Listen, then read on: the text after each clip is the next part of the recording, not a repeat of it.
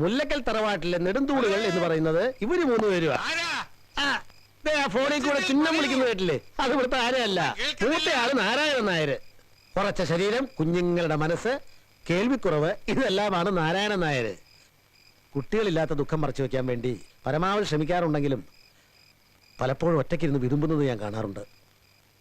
രണ്ടാമത്തെ ആള് അച്യുതൻ നായര്. പേര് ശ്രീകൃഷ്ണന്റെ പര്യായമാണെങ്കിലും രൂപം ഭീമന്റെയും ഘടോൽക്കന്റെയും ഒക്കെയാ. അവിവാഹിതൻ. ഇവര് 2 പേരുണ്ടെങ്കിലും ഇവിടുത്തെ കാര്യങ്ങളൊക്കെ ഓടിച്ചാടി നടത്തുന്നത് 3ാമത്തെ കക്ഷി പരമേശ്വരൻ നായര്. അങ്ങനെ ഒറ്റ മോനേ ഉള്ളൂ. അവൻ മദ്രാസിലെ ഷിപ്പ്യാർഡിലോ എയർപോർട്ടിലൊക്കെ ആണെന്ന് പറയുന്നത് കേട്ടു. തറവാടിന്റെ ഭരണം ഈ 3 കക്ഷി, അതായത് 3 അമ്മാവന്മാർക്കാണെങ്കിലും ഈ 3 കക്ഷികളെയും ഭരിക്കുന്ന വേറൊരു കക്ഷിയുണ്ട്. 3 അമ്മാവന്മാർക്ക് കൂടിയുള്ള ഒരേ ഒരു അനന്തരവൾ. കുട്ടിക്കാലത്ത് തന്നെ അച്ഛനും അമ്മയും നഷ്ടപ്പെട്ട പാവം കുട്ടി. ഈ തറവാട് ഉൾപ്പെടെയുള്ള സ്വത്തുക്കളുടെ എല്ലാ ഭാരവും ഇത്ര ചെറുപ്പത്തിലെ തന്നെ ഈ കുട്ടിയുടെ തലയിൽ വന്ന് വീഴുമെന്നുള്ളത് ആരെങ്കിലും കരുതിയതാണോ? സ്വത്തുക്കളൊക്കെ നോക്കി നടത്താൻ കുട്ടിക്ക് അമ്മാവന്മാരുണ്ടെന്ന് വെക്കാം.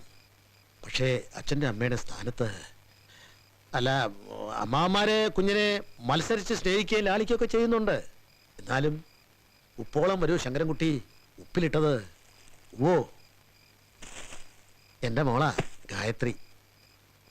അച്ഛൻ കാര്യസ്ഥനായിരിക്കുന്നിടത്ത് ഒരു കൊച്ചു കാര്യസ്ഥ കൂടി ഇരുന്നോട്ടെ എന്ന് കരുതി. ഇവിടുത്തെ എല്ലാ കാര്യങ്ങളും നോക്കി നടന്നത് ഇവളാ.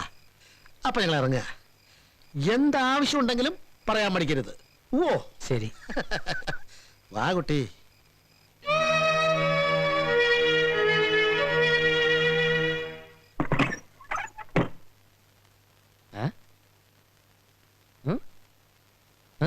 എവിടെ അവൻ? യവൻ അനന്തപത്മനാഭൻ. ഓഹോ, അനന്തപത്മനാഭന്റെ ഫ്രണ്ട്സ് ആണ്. അവൻ അന്വേഷിച്ച ഞാനിവിടെ നിൽക്കുന്ന. എവിടെ അവൻ? അവൻ വന്നിട്ടാണ് എനിക്കൊന്ന് പോവാൻ. രാവിലെ 1 മണിക്കൂർ ബാങ്കിൽ കാത്തുനിട്ടാ ഇങ്ങോട്ട് വരുന്നത്. എന്തിന്? ആ ഡി എവിടെ? ബീഡിയാ? ബീഡി സിഗരറ്റ് ഒന്നും അല്ല. പിന്നെ ഡി. നിങ്ങൾ അവനോടത്തെ കുവൈറ്റ് ഡ്രാഫ്റ്റ്. Kuwait draft? ആ, എന്റെ കയ്യില്. നിങ്ങൾക്ക് ആള് തെറ്റിയതായിരിക്കും. കുവൈറ്റിലെ എണ്ണ കമ്പനിയിലെ മാനേജരല്ലേ? എണ്ണ കമ്പനിയിലെ മാനേജരാ? ആര്? നിങ്ങള്? അയ്യോ, മാനേജർ പോയിട്ട് ഒരു പിയൂൺ പോസ്റ്റെങ്കിലും കിട്ടിയാൽ മതിയായിരുന്നു. അല്ല കേട്ടാ, ഈ കുവൈറ്റിൽ പോകാൻ വല്ല ചാൻസ് ഉണ്ട്? അപ്പോ നിങ്ങൾ തമ്മിലുള്ള ഒത്തുകളിയാണല്ലേ? ഒത്തുകളിയാ? കളിക്കാൻ പറ്റിയ ടൈമേ. ആക്ച്വലി നിങ്ങൾക്ക് എന്താ വേണ്ടേ? ആക്ച്വലി എന്താ വേണ്ടെന്ന് ഞാൻ പറയാം. പറയൂ. അവൻ തരാനുള്ള മുഴുവൻ പണവും നീ ഞങ്ങൾക്ക് തരണം. ഓഹോ, തരാല്ലോ. മൊത്തം എത്ര രൂപയുണ്ട്? ഇപ്പൊ വേണോ അതോ 5 മിനിറ്റ് കഴിഞ്ഞു മതിയോ? നിങ്ങളെന്താ എല്ലാവരും കൂടെ രാവിലെ തമാശ കളിക്കാനിരിക്കണ? എന്താ നിങ്ങളുടെ ഉദ്ദേശം? സാറേ, സാറ് അവന്റെ കൂട്ടുകാരനായി ഇവന്റെ ഡി മാറിയിട്ട് കാശ് തരാന്നും പറഞ്ഞ് അവൻ മുങ്ങിയിരിക്കുക. ഇവനാണല്ലേ കുവൈറ്റുകാരൻ? ഞാനല്ല. കള്ള റാസ്കൽ. റാസ്കൽ. ബാഗ് തട്ടിപ്പറിച്ചപ്പോഴേ നോക്കി നടക്കുക.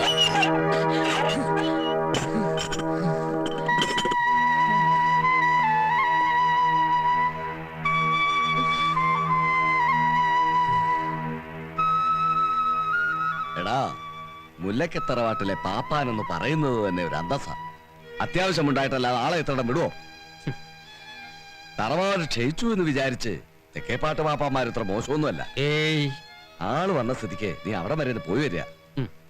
അമ്മയ്ക്കുള്ള കഷായത്തിന്റെ കാര്യമെങ്കിലും മുടങ്ങാതെ കഴിയുമല്ലോ. അച്ഛൻ എന്ത് പറഞ്ഞാലും ശരി, എനിക്ക് പറ്റില്ല. അച്ഛനപ്പന്മാരായിട്ട് കുറെ കാലം തോട്ടിമടി പിടിച്ച് നടന്നല്ലോ. എന്നിട്ട് എന്തുണ്ടായി? കുറെ എണ്ണ ആയുസ് തീരും മുമ്പേ ചത്തു ആനയുടെ കുത്തുകൊണ്ട്. അത്ര അതൊക്കെ അവരുടെ കയ്യിലിരിപ്പ് കൊണ്ടാ.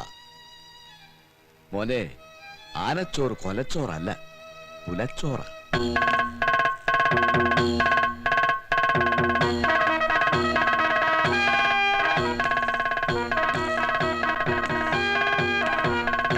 നിങ്ങളാരാ? മനസ്സിലായില്ല. നമ്മളാരാ? ഞാൻ തെക്കേപ്പാട്ടെ ശങ്കരൻകുട്ടിയാ. തേക്കുംപാട്ട് സംക്രാന്തിയാണ് ഞാൻ എന്ത് വേണം? ഈശ്വര, ഈ പിരിവാരെ കൊണ്ട് മടുത്തു. രാവിലെ ഒരു സഞ്ചിയും തൂക്കി രജിസ്റ്റർ ബുക്കുമായിട്ട് ഇറങ്ങിക്കൊള്ളുക. ഞാൻ തെക്കേപ്പാട്ടെ ശങ്കരൻകുട്ടിയാ. ഓ, പൊട്ടനല്ലേ. ഇവിടെ ഒരു ആനപ്പാപ്പാൻ ആവശ്യമുണ്ടെന്ന് അറിഞ്ഞിട്ട് വന്നതാ. ഓ, അത് ശരി. താൻ അല്പം വൈകിപ്പോയി. അയ്യോ, ഇന്നിത്തിരി ലേറ്റായി. നാളെ മുതൽ രാവിലെ തന്നെ എത്താം. അതല്ല, പിന്നെ? പുതിയ പാപ്പാനെ നിയമിച്ചു കഴിഞ്ഞു. നിയമിച്ചു കഴിഞ്ഞോ? അതെ. ഇവിടെ അടുത്ത് വേറെ ആർക്കെങ്കിലും പാപ്പാമാർ ആവശ്യം ഉണ്ടാവോ? തൊട്ടടുത്ത് നായർക്കടയിൽ നല്ല സാപ്പാടാ. അത് താൻ തന്നെ വാങ്ങിച്ചങ്ങ് തിന്ന്. ആ കോപ്പെടുത്ത് ചെവി തിരടക്കളവാ. ഇപ്രാവശ്യം നല്ല വിളവാ, ഒരു കുഴപ്പമില്ല. ദൈവാധീനം കൊണ്ടെല്ലാം ഭംഗിയായിട്ട് നടക്കുന്നു. ചെറുപ്പക്കാരെല്ലാം കൃഷിയിൽ താല്പര്യം കാണിക്കുന്നത് നാടിന് നല്ലത് തന്നെ. നല്ല ലക്ഷണമൊത്ത ആന. പാപ്പാന്റെ ഭാഗ്യം.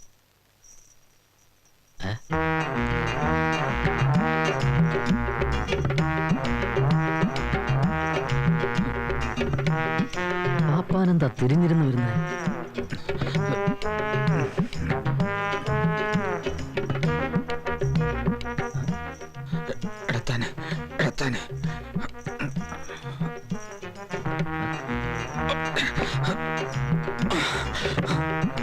ഇതെന്താ ആനപ്പുറത്തുനിന്ന് ഓടിന്റെ പുറത്ത്?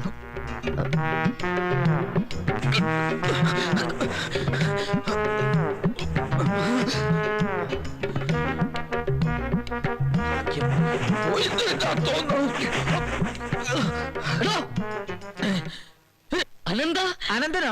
നിങ്ങൾ ആരാ? എനിക്ക് മനസ്സിലായില്ല. നിനക്ക് എന്നെ മനസ്സിലായില്ലേ? ഇല്ല, നിങ്ങൾക്ക് ആരെങ്കിലും കാണണമെന്നുണ്ടെങ്കിൽ വീടിന്റെ പൂമുഖത്താ വരേണ്ടത്, അല്ലാതെ അടുക്കള ചായ്പിലേക്കല്ല വലിഞ്ഞേറി വരേണ്ടത്. മനസ്സിലായോ? മനസ്സിലായില്ല. ദാ, നിക്കടാ അവിടെ. ദാ ദുഷ്ടാ, അനന്ത പത്മനാഭ.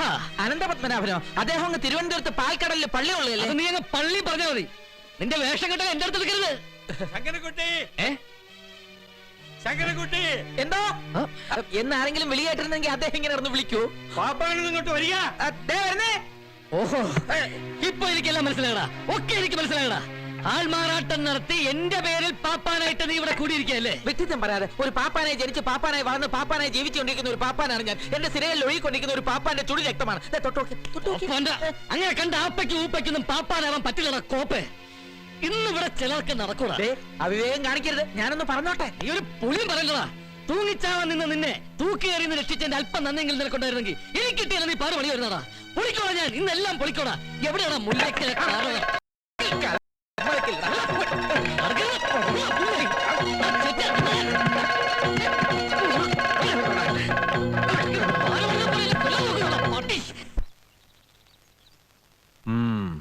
ഒന്ന് ആലോചിക്കട്ടെ.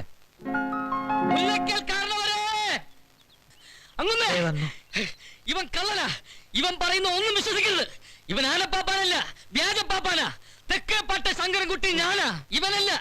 ഈ പെരുങ്കള്ളനെ ഈ നിമിഷം പറഞ്ഞു പറഞ്ഞു. നന്ദി കേട്ടവൻ. നിന്റെ അവസ്ഥയെ കുറിച്ച് ഓർത്ത് വിഷമിക്കുന്ന ഇവരെ തന്നെ നീ തള്ളി പറയണം. എന്റെ അവസ്ഥയോ? അങ്ങുന്നേ ഇവൻ മിണ്ടിപ്പോകരുത്. എന്തിനാ ഇങ്ങനെ ഒരു നാടകം കളിച്ചത്? ഇവിടെ ഒരു ജോലി കിട്ടാനോ? അതിനാണെങ്കിൽ ഇതിന്റെ ഒന്നും ആവശ്യമില്ലായിരുന്നു. നിനക്ക് എന്തെങ്കിലും ഒരു ജോലി തരണമെന്ന് പറഞ്ഞ് ഇവൻ എന്റെ കാല് പിടിച്ച് കരയായിരുന്നു. നീ എന്താ പറഞ്ഞേ? ചില്ലറ കള്ളങ്ങൾ പറയുമെങ്കിലും ഇവനാള് പാവമാണെന്ന്.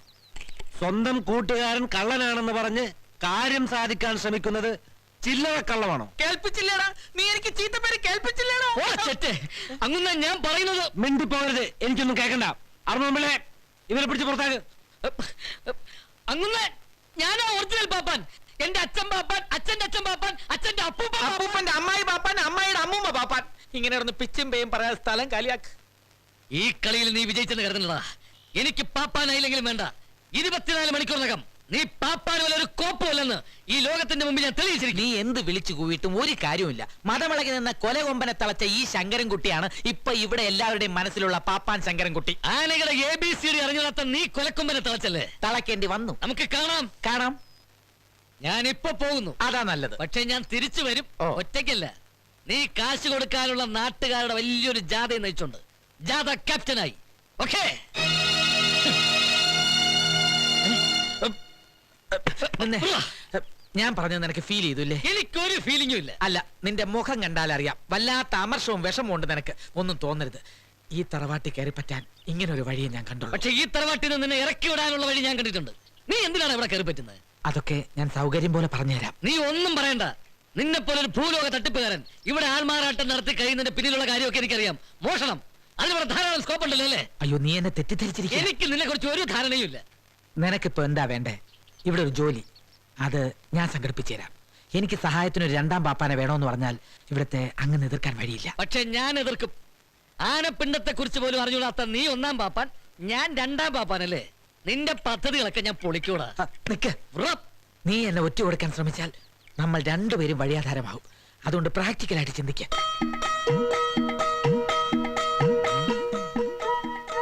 ശരി, ചില ഉപാധികളോടെ ഞാൻ സമ്മതിക്കാം.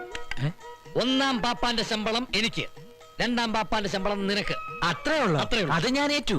1ാം പാപ്പാന്റെ ശമ്പളം എനിക്ക്, 2ാം പാപ്പാന്റെ ശമ്പളം നിനക്ക്. അതെ.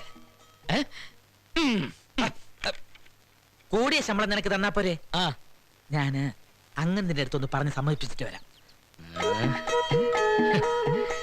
അതൊരു കീഴടങ്ങലല്ല, തന്ത്ര.